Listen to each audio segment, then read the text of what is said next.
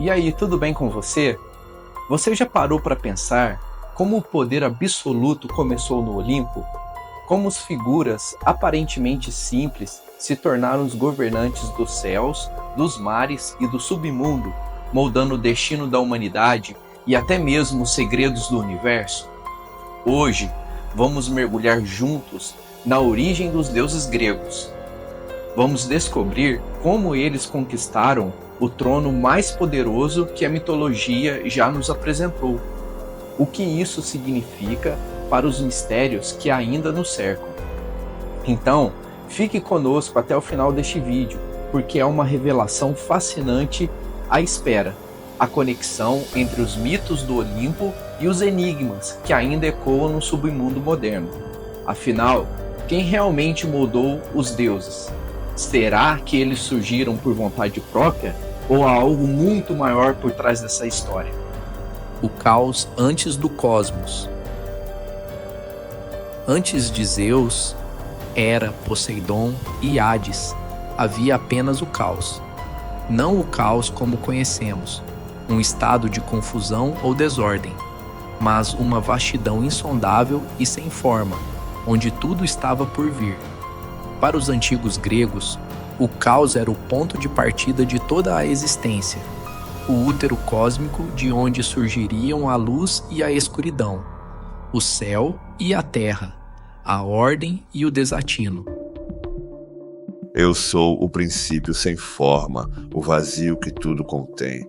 Da minha vastidão nascerá o que será. Luz, escuridão, matéria e espírito. Dessa imensidão silenciosa e infinita, Gaia, a Terra, emergiu. Mas Gaia não era apenas solo ou paisagens, ela era a própria personificação da vida, uma entidade pulsante e fértil, que simbolizava a abundância e a criação.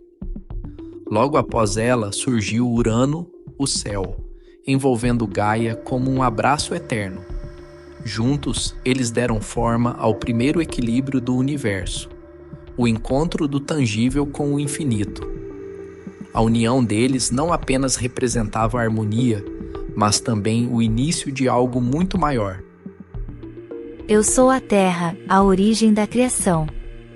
De mim surgirão a abundância e o caos, e com Urano, moldaremos o equilíbrio do cosmos. Do amor entre Gaia e Urano, nasceram os titãs, gigantes imensos que personificavam as forças primordiais do mundo.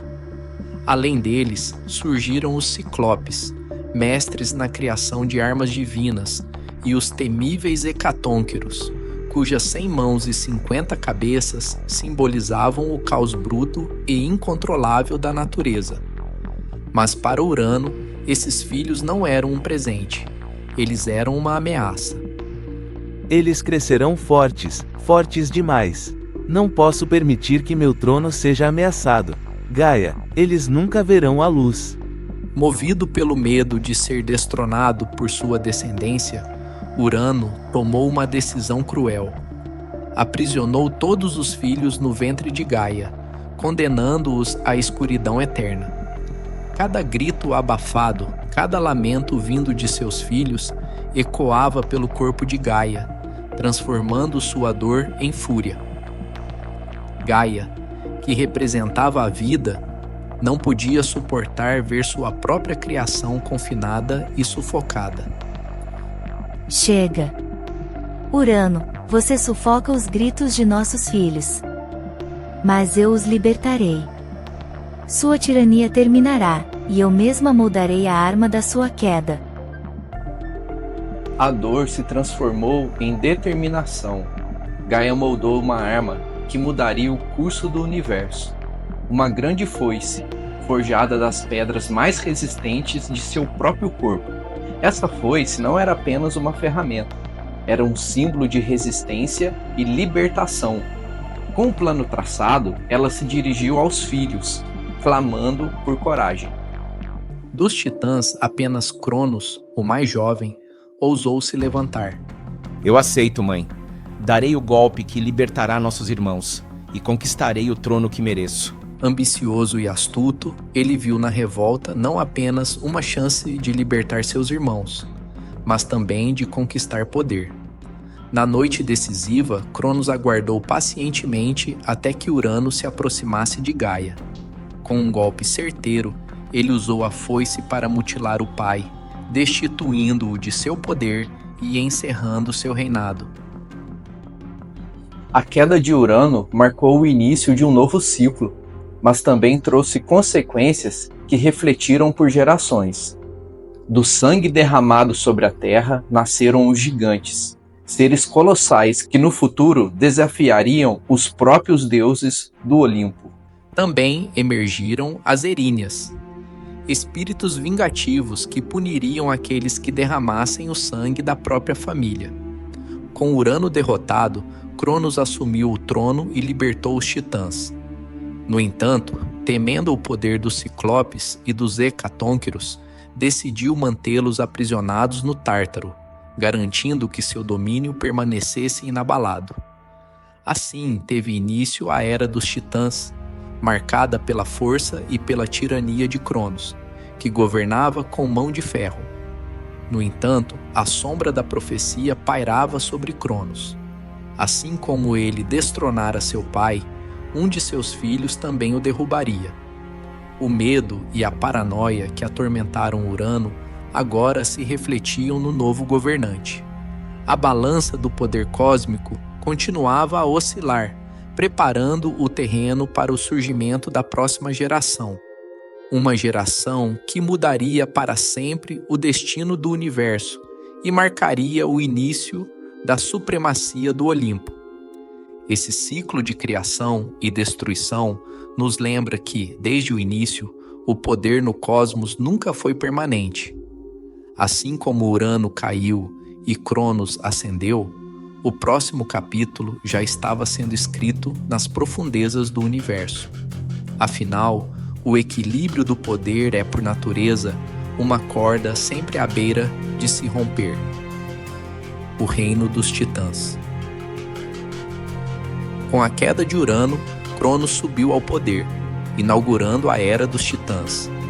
Esse período representava um mundo ainda em formação, governado pelas forças primordiais que haviam emergido nos primórdios do universo. Como líder, Cronos trouxe ordem ao caos inicial, mas sua ascensão não foi livre de sombras. Ele carregava consigo um fardo pesado, a profecia de Urano, que dizia que, assim como ele destronara seu pai, um de seus próprios filhos o faria cair. Cronos governava com autoridade absoluta, cercado pelos outros titãs, que o ajudavam-se a sustentar o equilíbrio do cosmos. À primeira vista, seu reinado parecia forte, mas era fundamentado no medo. Medo de perder o poder, medo do cumprimento da profecia. Para ele, seus filhos não eram herdeiros, mas potenciais ameaças à sua soberania. Eu destronei meu pai. Não permitirei que o mesmo destino me encontre. Não importa o custo. Quando sua esposa e irmã, Reia, deu à luz seus primeiros filhos, Hétia, Deméter, Hera, seguidos de Hades e Poseidon, o terror de Cronos tomou uma forma cruel.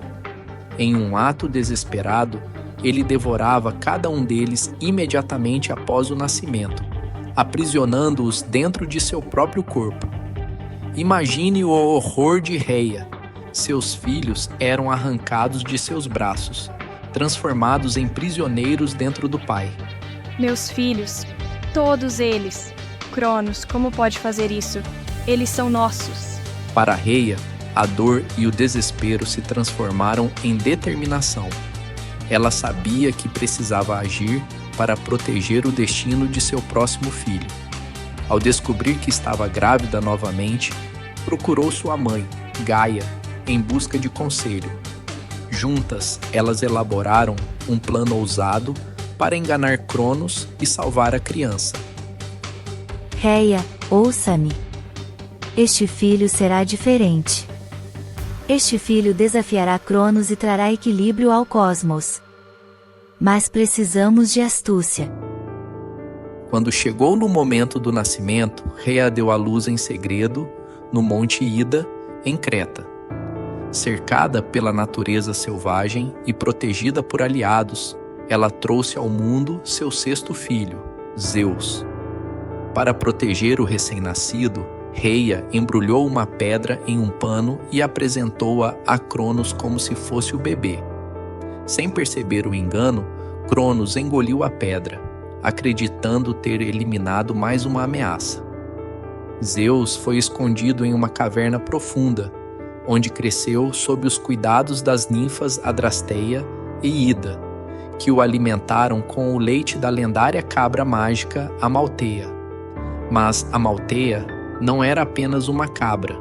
Em algumas versões do mito, ela era uma entidade divina, destinada a nutrir o Salvador do cosmos. Enquanto Zeus crescia, os couretes, guerreiros divinos, dançavam e batiam suas lanças contra os escudos ao redor da caverna. Esse ritual barulhento não era por acaso. Ele abafava qualquer som que pudesse atrair Cronos ou seus espiões, garantindo que o paradeiro do bebê permanecesse um segredo absoluto. Longe da influência de seu pai, Zeus foi alimentado não apenas pela força física do leite de Amalteia, mas também pela sabedoria de Gaia, que lhe aparecia em visões. Desde cedo, ele compreendeu que seu destino não era apenas sobreviver, mas restaurar a ordem e trazer justiça ao cosmos. Mas Zeus sabia que não poderia fazer isso sozinho. Durante sua infância, ele recebeu promessas de aliança dos Ciclopes e dos Hecatônquiros, que ainda estavam aprisionados no Tártaro sob as ordens de Cronos. Essas criaturas, cujos poderes haviam sido temidos por gerações, eram fundamentais para o futuro embate que mudaria o curso do universo. Zeus, liberte-nos, e nós lhe daremos armas dignas de um rei. Com o poder do raio, você governará os céus. O reino dos Titãs, construído sobre a força e a autoridade de Cronos, parecia inabalável. Mas, nos confins do Monte Ida, uma nova força estava sendo moldada. Zeus, com sua força crescente e aliados em potencial, era uma faísca prestes a incendiar o cosmos. O trono de Cronos parece indestrutível, mas até as maiores montanhas podem ser partidas. Eu serei a faísca que acenderá esta revolução. A Era dos Titãs estava perto do fim, mas não sem uma guerra que abalaria os pilares do universo. Cronos, governando com a sombra constante da profecia, não imaginava que o filho que ele havia tentado destruir já estava se preparando para desafiar seu reinado. Meu trono é eterno. Nenhum filho, nenhum mortal, nenhum aliado poderá desafiar a força dos titãs. O que leva um pai a temer tanto seus próprios filhos? Essa é a pergunta que paira sobre o reinado de Cronos. E como Zeus, ainda tão jovem, estava destinado não apenas a enfrentar o pai, mas a redefinir o poder divino e dar início a uma nova era. Essa é uma história de traição, coragem e ascensão. Um ciclo inevitável que transformaria o cosmos para sempre. E no coração dessa narrativa está a luta constante entre o medo e a esperança, que molda não apenas os deuses, mas também a humanidade. A Grande Guerra, Titãs versus Deuses. O momento da profecia finalmente havia chegado. Zeus, agora forte e destemido, sabia que era a hora de desafiar Cronos e por fim ao reinado de tirania. Mas Zeus também sabia que essa batalha não poderia ser vencida sozinho. Determinado a cumprir seu destino, ele procurou aliados que partilhassem de sua visão, destronar o governante opressor e libertar o cosmos das sombras dos titãs. Seu primeiro ato foi libertar seus irmãos, que estavam aprisionados há anos dentro do corpo de Cronos. Com a orientação de sua avó, Gaia, Zeus preparou uma poção mágica que forçou Cronos a vomitar seus filhos, Hestia, Deméter, Hera, Hades e Poseidon. Esses irmãos, agora livres, recuperaram suas forças e juraram lealdade a Zeus, formando uma aliança que mudaria para sempre os rumos do universo. A libertação dos irmãos foi um marco. Os deuses recém-libertos, unidos sob a liderança de Zeus, declararam guerra contra Cronos e os outros titãs. Esse conflito épico, conhecido como Titanomaquia, duraria 10 anos e abalaria os pilares do cosmos. De um lado estavam os titãs, liderados por Cronos, que representavam a força bruta e as tradições primordiais. Do outro, os jovens deuses, simbolizando a inovação, o progresso e o desejo de construir um novo mundo. Este não era apenas um confronto de poderes, mas uma batalha de gerações, um choque entre passado e futuro. Embora os titãs fossem mais antigos e numerosos, Zeus e seus aliados tinham algo que mudaria o curso da guerra: a determinação de lutar por um novo começo e a coragem de formar alianças com forças que Cronos havia negligenciado. Um dos momentos mais decisivos da guerra aconteceu quando Zeus, seguindo os conselhos de Gaia, decidiu libertar os Ciclopes e os Hecatônquiros, que Cronos havia aprisionado no Tártaro. Para essas criaturas, Zeus era mais do que um líder. Ele era a personificação da esperança. Em gratidão pela libertação, os Ciclopes, mestres na forja, criaram armas lendárias para os deuses. O raio, uma arma de poder absoluto, foi dada a Zeus para simbolizar sua autoridade e capacidade de trazer ordem ao caos. A segunda arma, o tridente, forjado para Poseidon, deu-lhe controle sobre os mares e terremotos. E a terceira, o elmo da invisibilidade, entregue a Hades, tornou-o capaz de se mover pelas sombras e atacar sem ser visto. Os Hecatônquiros, com sua força incomparável e suas 100 mãos, tornaram-se a força bruta no exército de Zeus. Cada rocha que lançavam devastava as fileiras dos titãs, virando o jogo a favor dos deuses. A Titanomaquia foi um conflito como nenhum outro. A guerra não se limitou aos campos terrenos, mas se estendeu aos céus e ao submundo, com os próprios elementos se voltando contra as forças em batalha. Zeus liderava com uma estratégia implacável, enquanto Cronos, confiando na força bruta, tentava resistir. As montanhas foram destruídas, os mares agitados por Poseidon ameaçavam engolir as terras, e trovões ressoavam nos céus como o grito de um universo à beira do colapso. A batalha era tão feroz que parecia não haver fim. A guerra atingiu seu ápice quando Zeus, empunhando o raio dado pelos Ciclopes, lançou um golpe devastador que rasgou os céus com trovões ensurdecedores.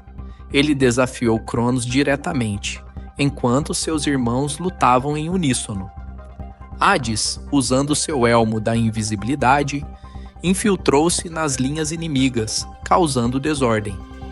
Poseidon, com seu tridente, dividiu a terra e os mares, isolando os titãs de seus aliados.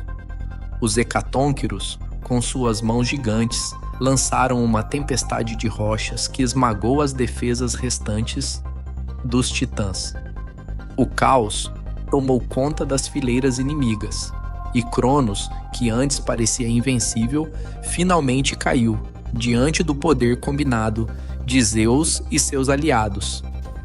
Com a derrota de Cronos, os titãs foram aprisionados no Tártaro, uma prisão sombria e inescapável, guardada pelo rio Estinge e criaturas monstruosas, que garantiam que nunca escapassem. Cronos, destituído de todo o seu poder, foi exilado, marcando o fim de uma era de tirania e despotismo. A vitória dos deuses significou mais do que o fim dos titãs. Ela trouxe uma nova ordem ao cosmos. Zeus dividiu o mundo entre si e seus irmãos, criando o equilíbrio que moldaria a era dos deuses. Poseidon recebeu os mares, tornando-se o senhor das águas. Hades ficou com o submundo, governando os mortos e as riquezas ocultas da terra. Zeus, como líder supremo, assumiu o domínio dos céus e das leis, que governariam mortais e imortais. A titanomaquia não foi apenas uma batalha, foi a fundação de uma nova era. Mas, como todas as guerras, deixou cicatrizes. A ordem havia sido restaurada, mas os conflitos internos e as forças do caos continuavam à espreita. A vitória de Zeus trouxe estabilidade ao universo, mas também plantou as sementes de novas rivalidades e disputas. O cosmos havia encontrado um novo equilíbrio, pelo menos por enquanto. Afinal, no coração de cada história está a luta incessante entre a ordem e o caos, que molda tanto os deuses quanto os humanos. Essa foi a batalha que definiu a ascensão do Olimpo, mas o que viria a seguir mostraria que até mesmo os deuses não estão livres dos desafios que o poder traz. Ascensão do Olimpo. Com a derrota dos titãs e a prisão de Cronos no Tártaro, o cosmos entrou em uma nova era, a Era dos Deuses. No centro dessa transformação estava Zeus, agora o governante supremo e indiscutível do universo. Porém, como todo líder, Zeus enfrentou sua primeira grande decisão: como dividir o poder entre seus irmãos de forma justa e, ao mesmo tempo, garantir que o equilíbrio cósmico fosse preservado. Zeus convocou Poseidon e Hades para decidir como os três governariam um mundo recém-conquistado. Em vez de disputas ou imposições, eles optaram por confiar ao destino a escolha de seus domínios. Um sorteio foi realizado, e assim o cosmos foi dividido. Poseidon, com seu tridente poderoso, tornou-se o senhor dos mares, dominando os oceanos, terremotos e os cavalos, criaturas que ele próprio teria moldado. Hades, com seu elmo da invisibilidade, assumiu o submundo, governando os mortos e as riquezas escondidas na terra. Zeus, armado com seu raio, permaneceu no trono celestial, reinando sobre os céus, os fenômenos climáticos e o destino de mortais e imortais. Embora a divisão tivesse sido feita de forma aparentemente imparcial, a hierarquia logo se tornou evidente. Zeus era o líder supremo, o mediador e figura central na nova ordem do universo. Essa supremacia, no entanto, plantou as sementes de ressentimentos que emergiriam mais tarde. Com os domínios divididos, Zeus estabeleceu sua morada no Monte Olimpo, o ponto mais alto e próximo dos céus, um símbolo de majestade e autoridade. O monte não era apenas uma moradia divina. Ele se tornou o coração político do universo. No grande salão do conselho, os deuses se reuniam sob a liderança de Zeus para decidir os rumos do cosmos. As encostas do Monte Olimpo abrigavam luxuosas mansões para os deuses, mas o verdadeiro centro do poder estava no cume, onde Zeus presidia. Sua presença garantiu que a ordem fosse mantida, pelo menos na aparência. Apesar da vitória sobre os titãs, a harmonia no Olimpo era tênue. O reinado de Zeus enfrentava desafios constantes, tanto de forças externas quanto de dentro do próprio círculo divino. As emoções humanas, ciúme, ambição e orgulho ecoavam nos deuses, tornando o Monte Olimpo um lugar de intrigas e rivalidades. Hera, irmã e esposa de Zeus, frequentemente o confrontava. Suas disputas eram marcadas por infidelidades e jogos de poder, refletindo a tensão em seu relacionamento. Poseidon, com seu vasto domínio sobre os mares, Ocasionalmente questionava a autoridade de Zeus, buscando expandir sua influência. Hades, isolado no submundo, governava em silêncio, mas seu ressentimento por estar afastado das decisões do Olimpo crescia a cada dia. A chegada de novos deuses, fruto dos relacionamentos de Zeus com deusas imortais, trouxe ainda mais complexidade. Cada filho ou filha, como Atena, Apolo ou Dioniso, adicionava novos elementos às dinâmicas do Monte Olimpo, frequentemente alimentando disputas por status, poder ou validação. Os conflitos entre os deuses não eram apenas histórias de fantasia.